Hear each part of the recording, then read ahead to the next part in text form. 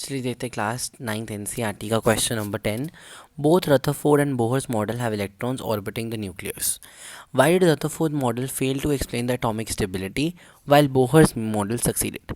Question क्या कह रहा है? क्वेश्चन कह रहा है कि जो रदरफोर्ड ने कहा था, रदरफोर्ड ने भी यही कहा था कि जो इलेक्ट्रॉन्स है वो ऑर्बिट करते हैं न्यूक्लियस के अराउंड, और बोहर ने भी यही कहा था।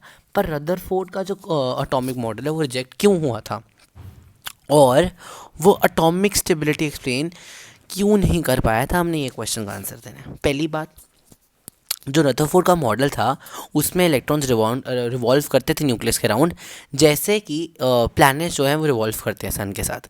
बट हम जब फिजिक्स पढ़ते हैं अच्छी तरह से डिटेल में, तो हमें पता होना चाहिए कि जब एक इलेक्ट्रॉन मूव करता है ना, जब इलेक्ट्रॉन मूव करता है तो वो कॉन्टीन्यूसली अपनी एनर्जी को लूज़ करता रहता है।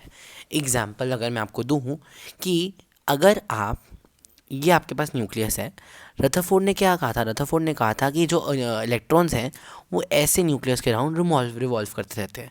तो फिर बोहर ने क्वेश्चन पूछा था कि हमें पता है कोई भी चीज़ जो रिवॉल्व करेगी वो एनर्जी को लूज़ करती जाएगी, करती जाएगी, करती जाएगी, और अनफॉर्चुनेटली एट द एंड वो एंड पर जाकर टकरा जाएगी, और जो एटम होगा वो क्या हो जाएगा? वो कोलैप्स कर जाएगा, वो ख़त्म हो जाएगा, वो एकदम कोलैप्स कर जाएगा। समझे?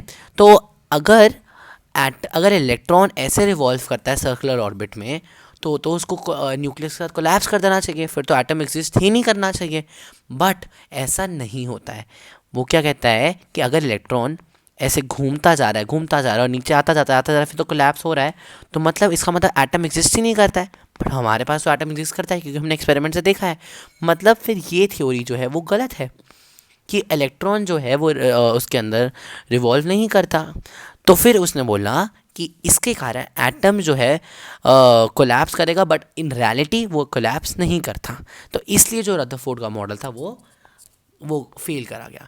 बट फिर बोहर ने अपना मॉडल निकाला, और बोहर ने बोला, इसको इम्प्रूव करते हुए बोला कि जो इलेक्ट्रॉन्स हैं वो रिवॉल्व करते हैं इन फिक्स्ड एनर्जी लेवल्स, जिनको हम बोलते हैं ऑर्बिट्स, जिनको हम क्या बोलते हैं?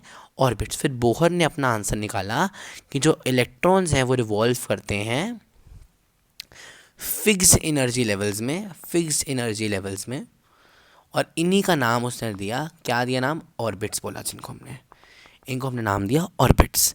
जो इलेक्ट्रॉन्स करते हैं मूव, वो ओनली इन सर्टन ऑर्बिट्स में ही अलाउ करते हैं मूव करना, और जब वो मूव करते हैं वो एनर्जी, अपने आप को एनर्जी जो है वो लूज़ नहीं करते।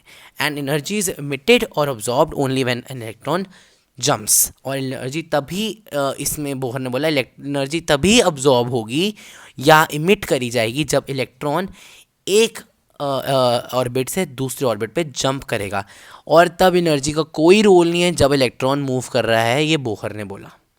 क्लियर हुई बात? तो दिस वाज ए क्वेश्चन, जो भी आपको पूरी कहानी समझाई है आपको, आप इसको अपने लैंग्वेज में लिख सकते हैं, and then you will score full marks. So this was your question number 10. Let's see question number 11 now.